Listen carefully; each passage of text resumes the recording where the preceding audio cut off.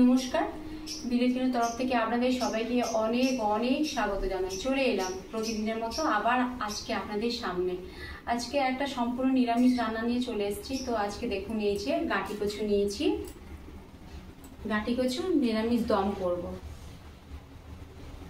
দেখুন, প্রথম থেকে শেষ পর্যন্ত ভিডিওটা দেখতে থাকুন। আশা করি ভিডিও আপনাদের দেখতে ভালো লাগবে, আর আপনারা এইভাবে গাঁটি কচু দিয়ে নিরামিষ দম করে বাড়িতে রান্না করে খেতে পারবেন। চলুন গাঁটি কচু কেটে নিই। বন্ধুরা দেখুন, গাঁটি কচু পরিষ্কার করে ধুয়েও নিয়েছি, আবার জলও নিয়েছি এখানে।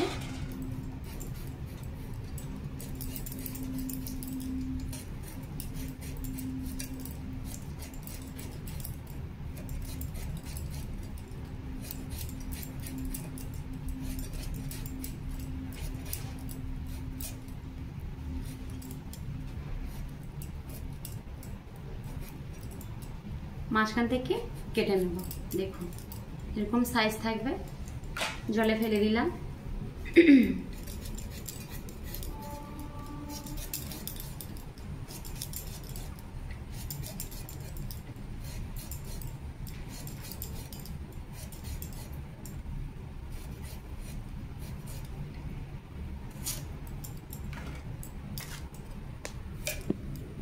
এই গাঁঠু কচু দিয়ে আপনারা তো অনেক কিছু রান্না করে খেয়েছেন। একবার আজকে যেইভাবে আমি রান্না করছি, একবার বাড়িতে রান্না করে খাবেন, দেখবে সত্যি খুব ভালো লাগবে খেতে।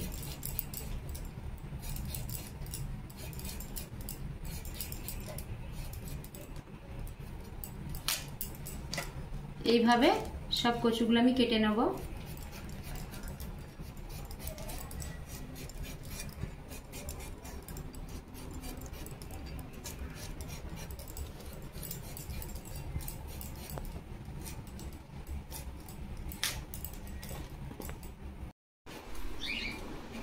দেখুন সব কচুগুলো আমি কেটে নিয়েছি।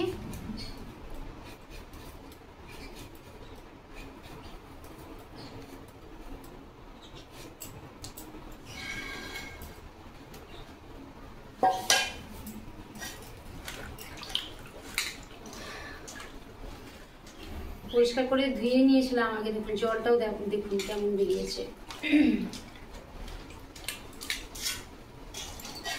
একটা জায়গায় তুলে নেব।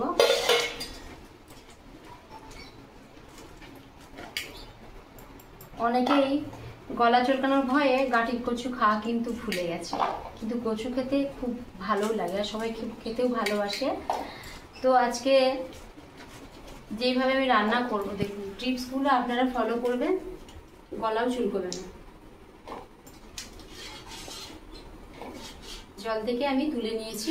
এবার দেখুন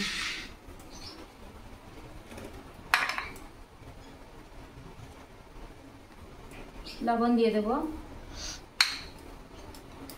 দেখুন একটা আমি পাতি লেবু নিয়েছি,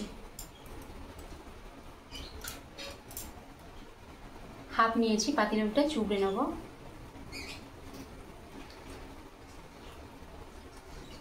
এই টিপসগুলো আপনারা ফলো করবেন, দেখবেন গলা চুলকবে না।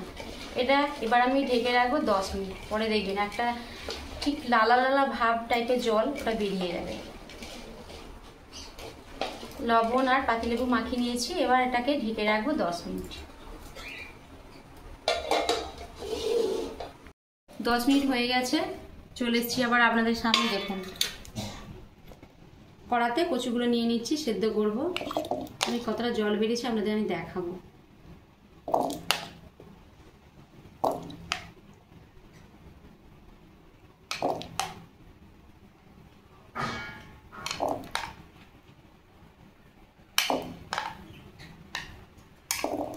এই দেখুন কতটা পুরো পরিষ্কার করে ধুয়ে নেওয়ার পরও দেখুন কতটা জল বেরিয়েছে।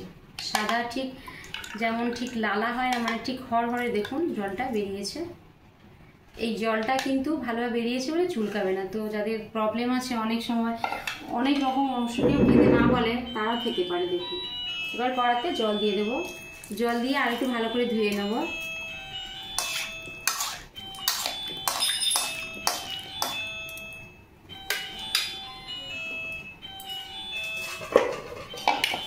এই ছাঁকনির মধ্যে আবার ছেঁকে নেব।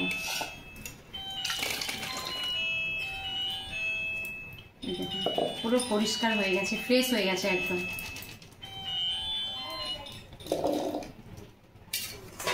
আর ধোবো না, এবার এটাকে সেদ্ধ করে নেবো। দেখুন কতটা জল দিয়েছি।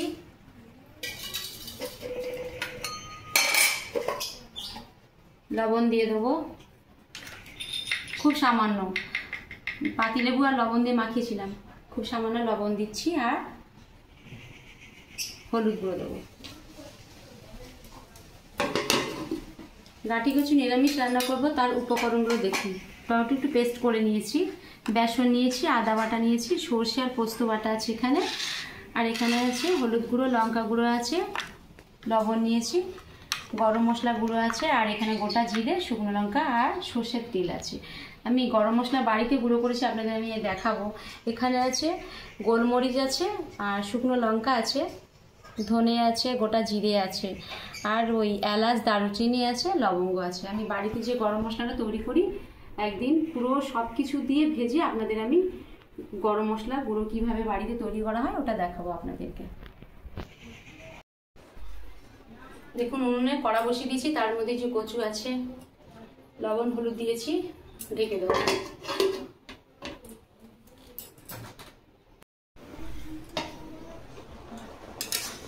খুব কিন্তু বেশি সেদ্ধ করব না। এবার জল থেকে ছেঁকে নেব।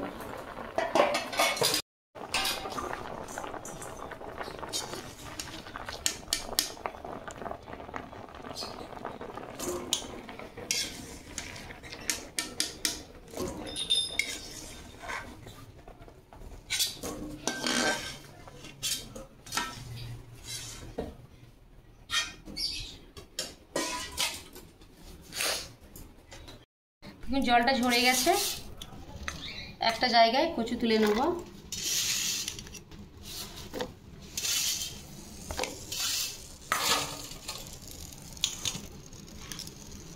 এই চামচে 2 চামচ বেসন দেবো।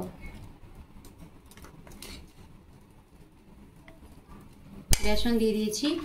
এবার হলুদ গুঁড়ো,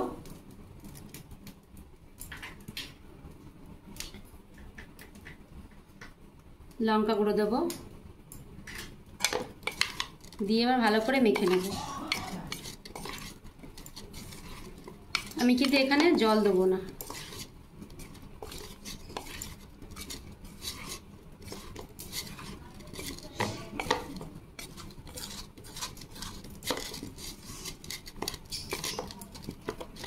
সব কিছু উপকরণ মেখে নিয়েছি। এবার কড়াতে সর্ষের তেল দেবো।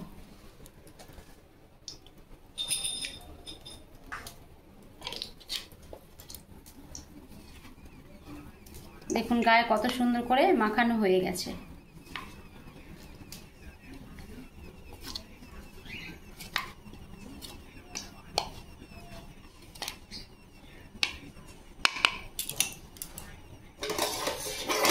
তেল গরম হয়ে গেছে। কচুতে সব উপকরণ মাখিয়েছিলাম সেটা দিয়ে দেবো।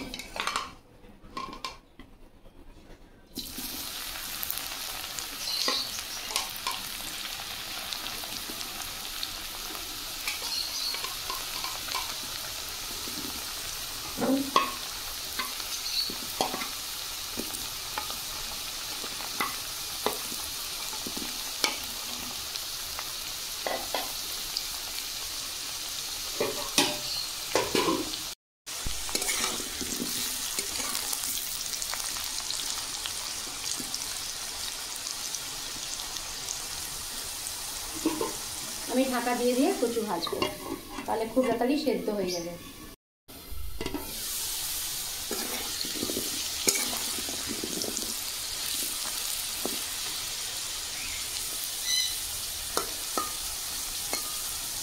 আবার একটু সময়ের জন্য ঢেকে দেবো।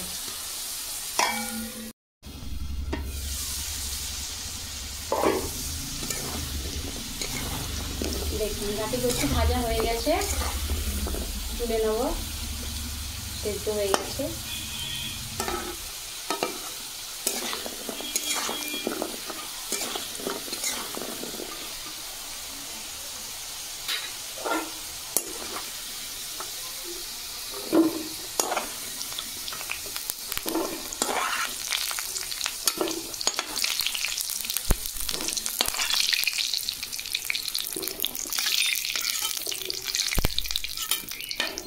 একটা জায়গায় তুলে নিয়েছি। 3টে শুকনো লঙ্কা দিচ্ছি, গোটা জিরে, টমেটো পেস্ট,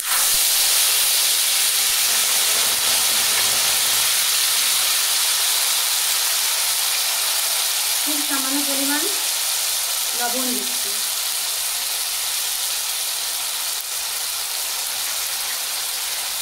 আদা বাটা দিয়ে দেবো,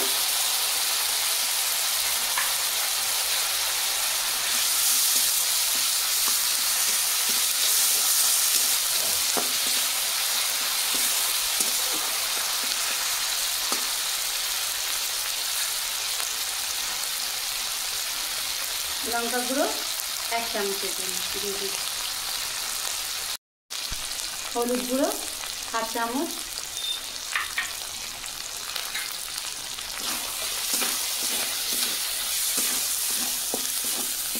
পোস্ত আর সরষে বাটা দিয়ে দেবো। মশলা তলায় বসে যাচ্ছে, সামান্য জল দিচ্ছি।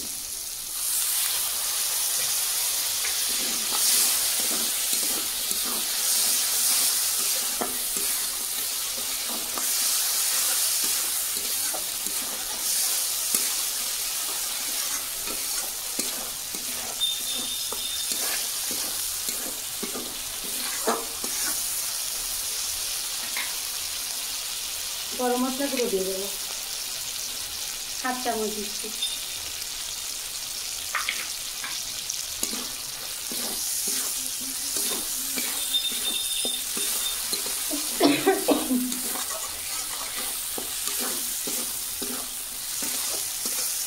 মশলা কষানো হয়ে গেছে,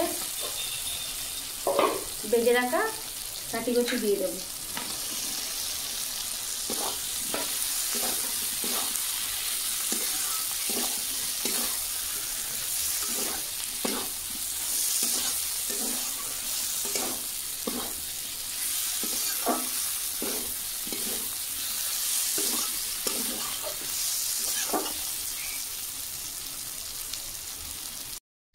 দেখুন কচু আর সব রকম মশলা দিয়েছিলাম, কষানো হয়ে গেছে, জল দিয়ে দেবো।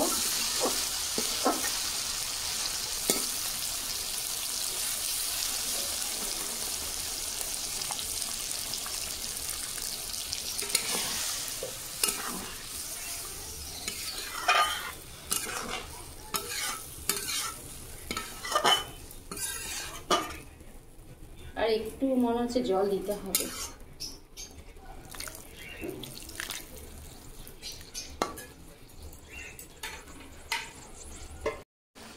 একটু সময় জন্য ঢেকে দেবো।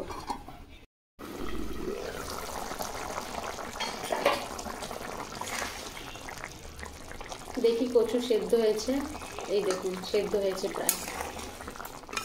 এটা একটু মাখা মাখা হলে খেতে ভালো লাগবে, একটু জুসটা বেশি হয়ে গেছে, আর একটু কমে যাক। আমি খুব সামান্য চিনি দিচ্ছি।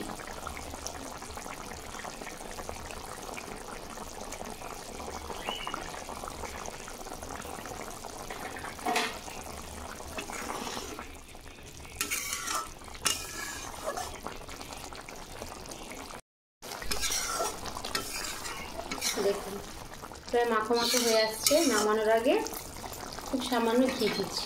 নিরামিষ যে কোনো রান্নাতে ঘি দিলে সেই তরকারির টেস্ট দ্বিগুণ বেড়ে যায়।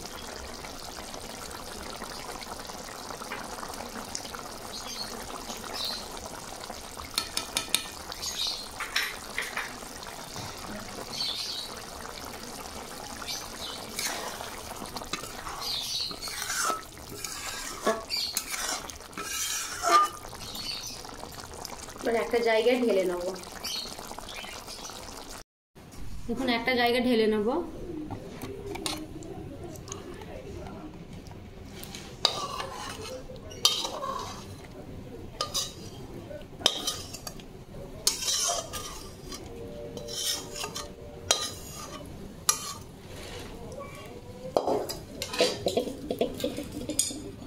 বন্ধুরা দেখুন এই কাটু কচুর দম দেখতে যেমন সুন্দর, খেতে তো খুবই ভালো লাগবে।